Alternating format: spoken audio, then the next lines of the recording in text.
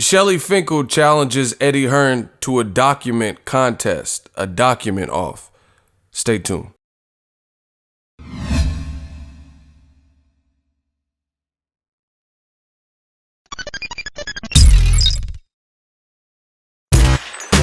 Boxing Ego here. If you like this video, make sure you hit the like button and also subscribe to the channel and hit the bell icon on the top of your screen to get notified when the latest new content drops. 1.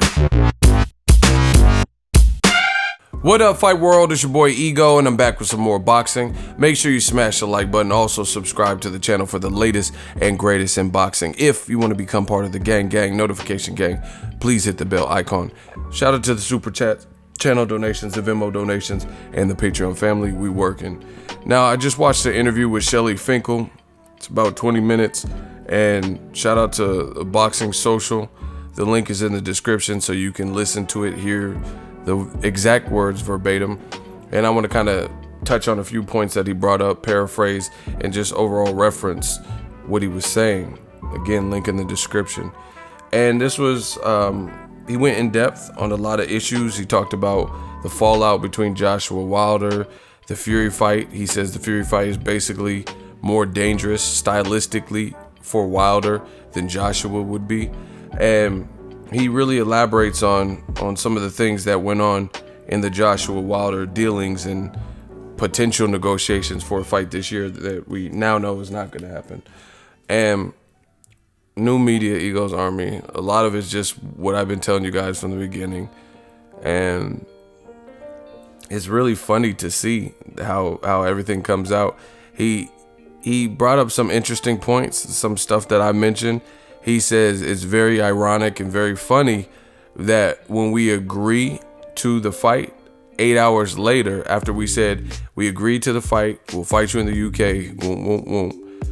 8 hours later, the WBA pushes the issue and forces Joshua to fight Povetkin. A mere 8 hours after he came out with the ESPN interview saying, we'll get the contract back to you later this week, 3-4 days, let's rock and roll. You know, is something I said, because at the end of the day, it's like, why would the WBA intervene in that type of way? If I get it, like, let's say the negotiation stemmed too long, and a month and a half, 2 months, whatever, but why would you wait until the cusp, like right where you're that close, and it seems like they pretty much see eye to eye, all of a sudden pull the plug on it? It just, I mean, that's like somebody being in a coma, and they've been in a coma for a year with very little signs of ever recovering, and then some of their signs, their vitals start to improve to the point where it looks like they're coming back into consciousness. You get what I'm saying? And then you're like, oh, pull them off life support. You know what I'm saying? Like, that wouldn't make sense. Like, if you didn't pull the plug on them and give up on them for a whole year while they're in a coma, and say, you know, we have to make this hard decision and take them off life support. You wait till the vital signs start to improve and it shows signs of life, and it looks like the person could potentially come out of the coma and recover, and then that's when you say, okay, let's make the decision. That doesn't make sense in any world, right?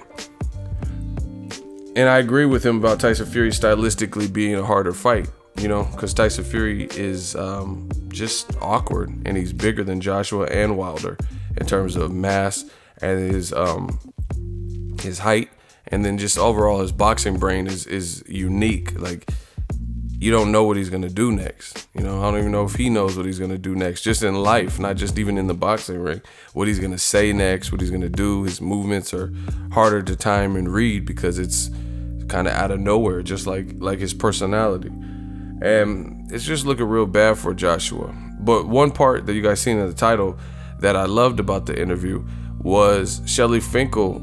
He challenged Eddie Hearn, and I would love to see Eddie Hearn take Shelly Finkel on this challenge. He's like, Eddie just keeps saying whatever he wants to say.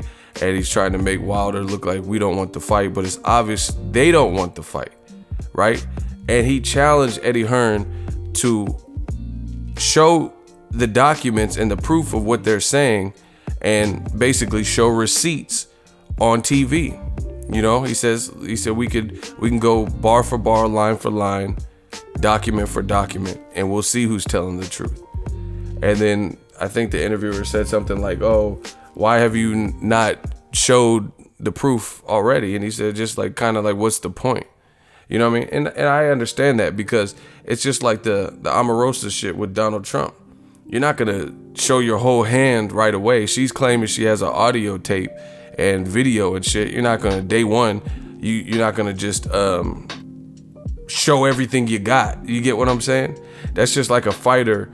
In round one, they show everything they got. They show their full speed. They show the traps they're trying to set. They show their maximum power. You know, you don't do that. You work yourself into the fight, and you see what the other person has, and you pull out what you need when you need it, you know?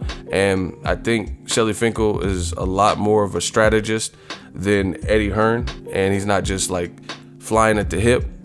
So he's probably waiting for opportunities.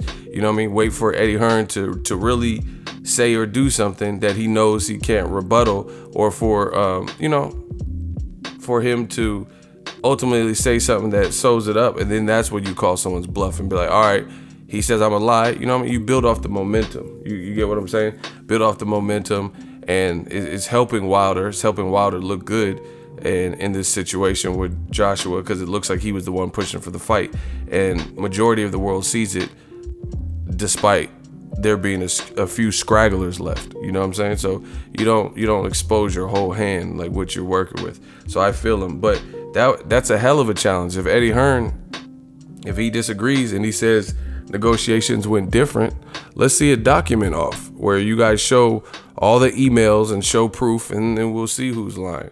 And I highly doubt that Eddie Hearn would do that. You could put it on DAZN.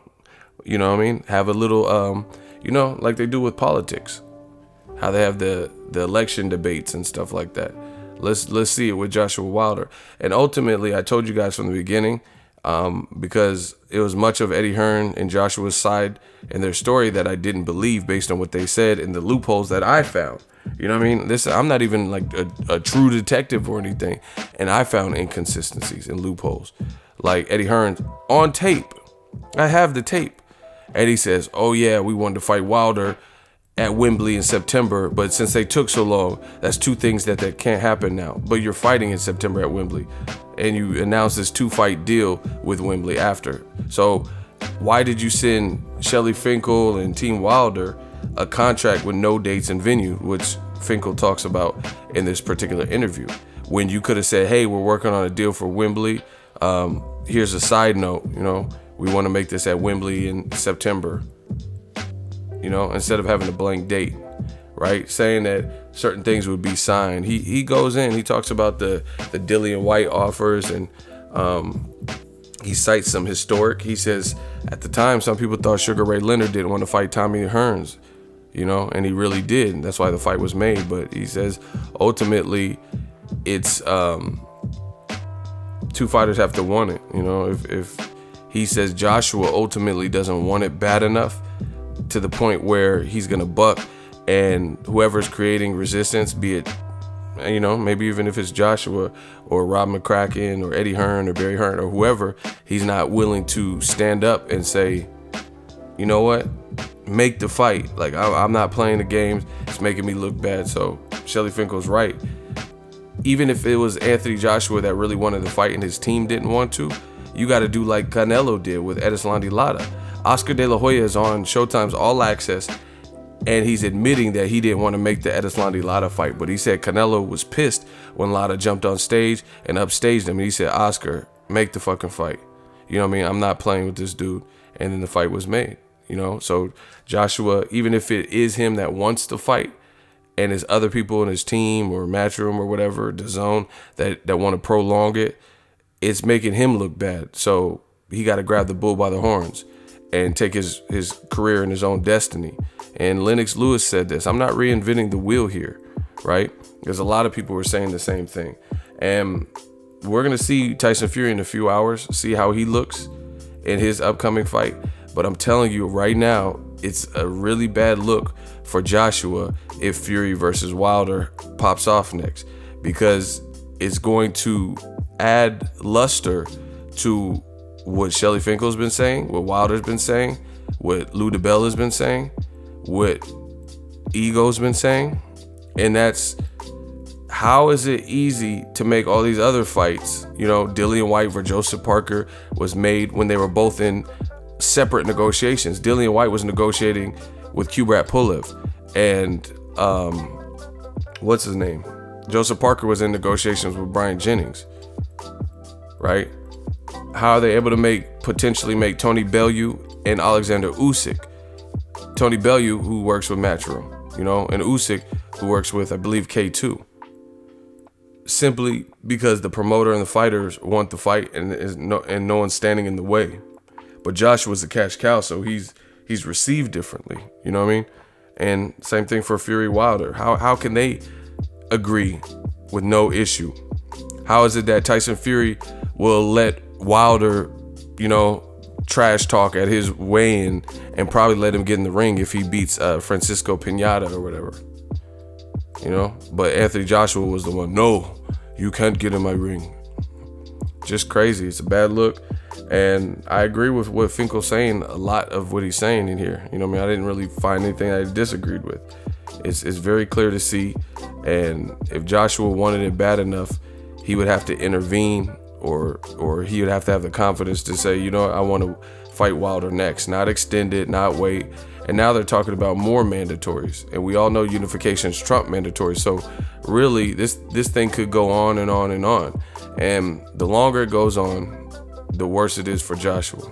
Let me know what you guys think. Drop your thoughts in the comment section. Make sure you smash the like button as always.